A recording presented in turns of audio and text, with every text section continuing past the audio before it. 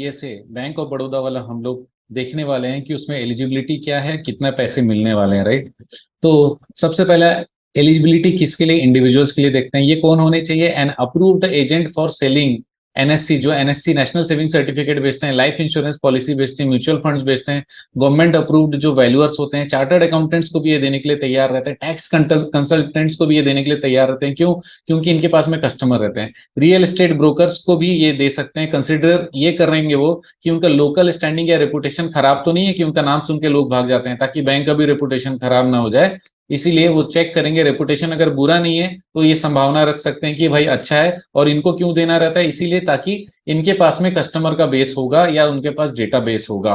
और किसी इंडिविजुअल को दे सकते हैं जो कि बिल्डर्स के रिप्रेजेंटेटिव होते हैं। कई बार क्या होता है, बिल्डर तो बड़े आदमी है, लेकिन उनके पास में रिप्रेजेंटेटिव उनके जो रहते हैं, उनकी तरफ से वो ये डीएसए लेते हैं, ताकि उनके जो बिल्डिंग में जितने भी लोग, अगर वो बिल्डर है तो बहुत सारे घर बेचते होंगे, तो फिर वो घर का लोन, हाउसिंग लोन, ये सारी चीजों में सुविधा होती है, होम लोन में सुविधा होती है, मॉर्गेज लोन में सुविधा होती है, credit card, debit card, demat account, ये सारी चीजों को सेल किया जा सकता है, क्योंकि कस्टमर का डायरेक्ट बेस वहां पर अवेलेबल रहता है। नेक्स्ट, बिजनेस करस्पॉन्डेंस जो बैंक ऑफ बड़ौदा के हैं, ठीक है, ये एक अलग से एक पोस्ट मान के चलो जो कि काम करते हैं। रिटायर्ड वाले लोगों को भी, कई लोगों को बिजनेस करस्पॉन्डेंट बनाते हैं, ताकि उसके जरिए उनका एक्सपीरियंस का यूज कर सकें, और दूसरे बैंक के भी बिजनेस करस्पॉन्डेंट्स या फैसिलिटेटर को भी ये कंसिडर करते हैं।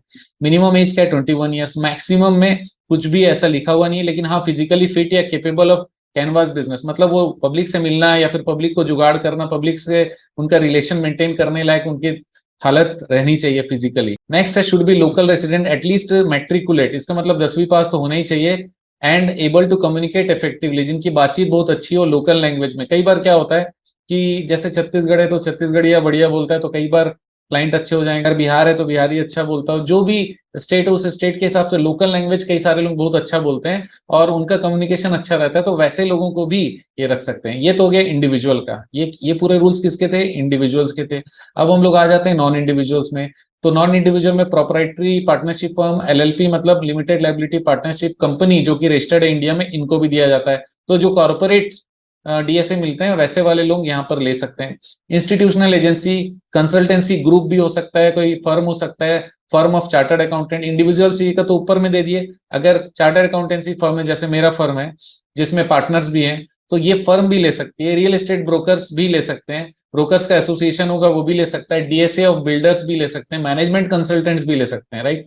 इन case of companies it should be entitled to carry out such type of services as per article of association. इसका मतलब ये कि कंपनीज को तभी दिया जाएगा जब उनके मेमोरेंडम में उसका हिंट हो और आर्टिकल में उसका प्रोसेस होगा उनके पास में, नॉर्मली रहता है, कर सकते हैं, ठीक है। और कंडीशंस क्या क्या होनी चाहिए इंडिविजुअल और नॉन इंडिविजुअल, तो कौन कौन सा चीज को फॉलो करना पड़ेगा ये ध्यान देते हैं। सबसे पहला, शेल ऑपरेट फ्रॉम हिज और her own place, house, office located. इसका मतलब या तो खुद के घर से या खुद के एरिया में अगर कोई दूसरा प्लेस है वहां भी जा सकते हो, या फिर किसी और जगह पर ऑफिस है तो वो ऑफिस आपका होना चाहिए।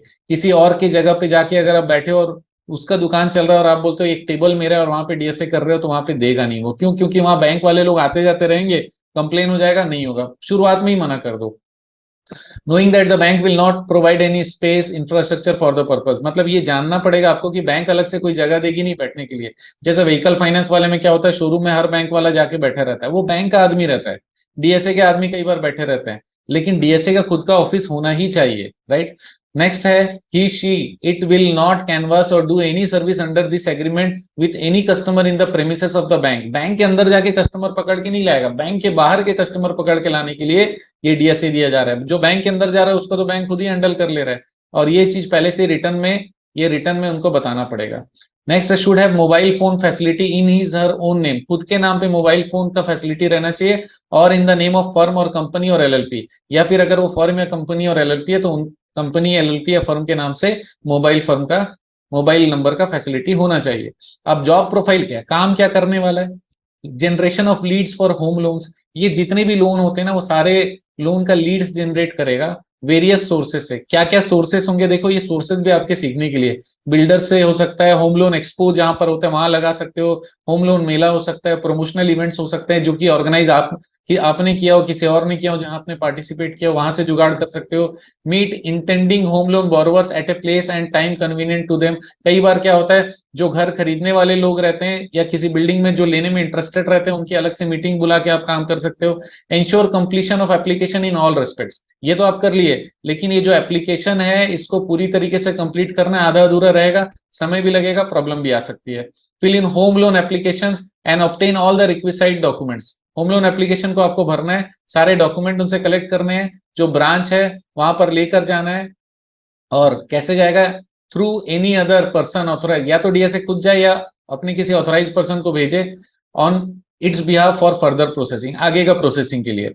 अब लोन का जो डीएसए है उसका रोल क्या है? Is limited to sourcing of proposal only, उसको जुगाड़ करने का ही अधिकार है। लीड लाएगा, पेपर लाएगा और केवाईसी का जुगाड़ करेगा, प्री सैंक्शन का सर्वे करेगा, मीटिंग करेगा, अप्रेजल करेगा, डॉक्यूमेंटेशन करेगा, डिसबर्समेंट और पोस्ट सैंक्शन का इंस्पेक्शन में भी वो मदद करने वाला है। Home loans are to be done by the bank staff only, loan का जो फाइनल अथॉरिटी और फाइनल इंस्पेक्शन बैंक ही करने वाला है, कोई दिक्कत नहीं है। Sanction of loan will be at the sole description of the bank, bank किसी भी चीज में मना भी कर सकती है या फिर दे भी सकती है, और ये टर्म्स एंड कंडीशन और सारा राइट्स बैंक का रहता है। प्रोडक्ट्स कौन कौन से कवर होते हैं ये तो होम लोन का मैंने बताया, इनिशियली फॉर होम लोन्स, ठीक है। इसके अलावा टॉप अप लोन्स भी हो सकते हैं होम लोन के।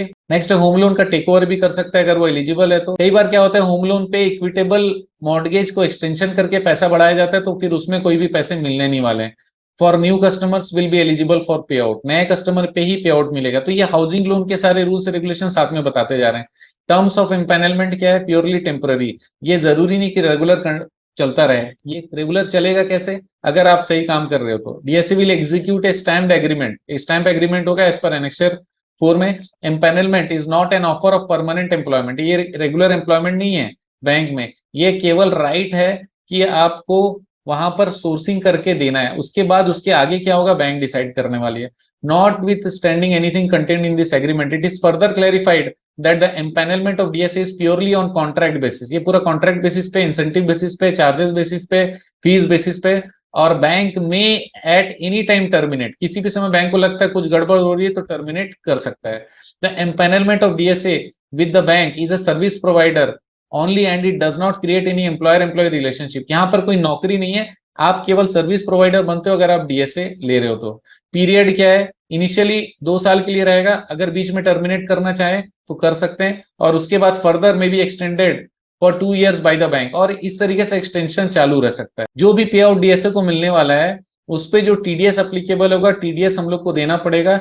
DSA shall not be entitled to get any incentive, charges, fees, remuneration etcetera whatsoever in cases where bank is obliged to pay remuneration to other person parties under any other arrangement for the same loan proposal। इसका मतलब ये dispute के case में किसी एक को ही मिलेगा, 2 जन को वो इंसेंटिव नहीं दे सकती है, रेमुनरेशन नहीं दे सकती है। अगर किसी और ने प्रपोजल लेकर के बाद में आप बोलते हो नहीं वो मैं सोर्स करके लाया था, जैसे क्या होता है एक ही व्यक्ति से 2 लोग ले लेते हैं पेपर, अब पहले वाला रेस्पॉन्स नहीं दे रहा है, अब दूसरा, अब बंदे आप हो, आप फटाक से रेस्पॉन्स दिए, लेकिन उसी बीच में वो भी पेपर लेकर पहुंच गया, हो सकता है आप 100% कंप्लीट किए हो, 70% किए हो, लेकिन पहले वो पहुंच गया, यहाँ पे डिस्प्यूट हो जाएगा। और ये डिस्प्यूट रिजोल्यूशन का भी कंप्लीट राइट किसके पास रहेगा? बैंक के पास रहेगा। पे आउट स्ट्रक्चर बहुत इंपॉर्टेंट है, और ये है एट द रेट ऑफ 0.60% पर प्रपोजल। ये जितने भी प्रपोजल है 0.60% है, एक्सक्लूसिव ऑफ सर्विस टैक्स का मतलब जीएसटी समझो, इसके ऊपर जीएसटी उनको देना पड़ेगा। ये है आपका इंपॉर्टेंट चीज। पे आउट कितना है? 0.60% पर प्रपोजल। अगर 1 करोड़ का काम करते हो तो 60,000 आप कमाने वाले हो। टैक्सेस जो एप्लीकेबल होंगे टीडीएस के वो लगेंगे। The pay out will be paid on disbursal of minimum 20% of the sanction loan. इसका मतलब बहुत सारे लोन ऐसे रहते हैं जिसको अलग अलग टाइम पे सैंक्शन करते हैं, फेज वाइज सैंक्शन करते हैं। हो सकता है पहले 10% दिए, उसके अगले महीने और 10% दिए, उसके बाद 50% दिए, ऐसे करके कई बार शेड्यूल रहता है ना, तो वो शेड्यूल के हिसाब से भी अगर 1 लाख रुपए सैंक्शन हुआ है, 20,000 जिस दिन डिसबर्समेंट हो गया, आपका पूरा इंसेंटिव या पूरा रेमुनरेशन जो कि 0.60% है यहाँ के एग्जाम्पल के लिए, ये आपको ड्यू हो जाता है। तो दोस्तों अगर आपको ये यूजफुल लगा हो तो कमेंट जरूर करिएगा और बने रहेगा मेरे साथ। आपका दिन जबरदस्त और शुभ हो।